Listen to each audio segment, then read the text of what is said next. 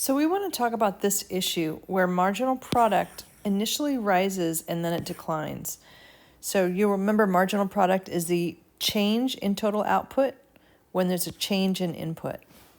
So we usually think about adding another worker and how much extra output does that worker make.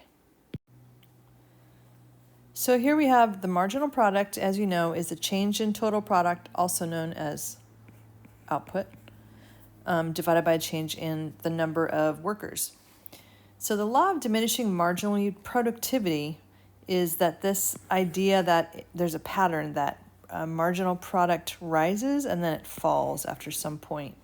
Usually because we run out of room, there's some sort of limit to the production. When you keep adding more workers, eventually they're going to get crowded. So here you go. Here's a practice question. If one worker makes 14 baskets, 2 workers make a total of 34 baskets, 3 workers make a total of 45 baskets, and 4 workers together make 50 baskets, which worker yielded the highest marginal product? Go ahead and pause it if you like and work it out. So I always find it helpful to throw the stuff up into a table. We've got your labor and your quantity here. And now we just need to figure out what's the marginal product for each worker. So for the first one, when we went from 0 to 1 worker, that was an extra 14.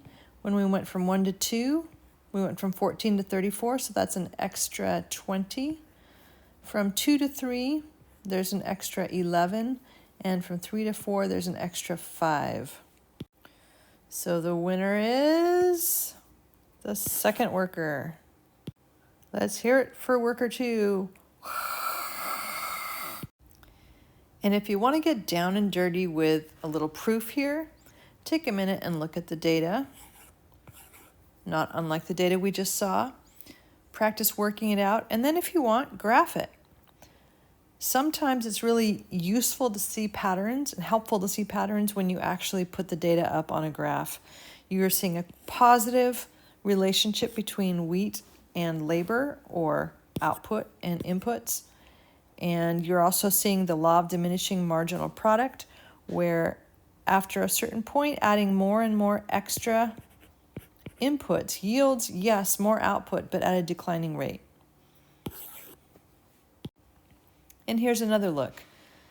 If we look at the total product curve, and then we look at the marginal product curve, you can see the relationship. When the top graph stops accelerating, the bottom graph is negative. And I will say that in my years of teaching, confusing marginal and total is a common problem that students have. So if you could spend a minute and just graph these or talk through the logic of them, that is really helpful, because marginal is always just additional.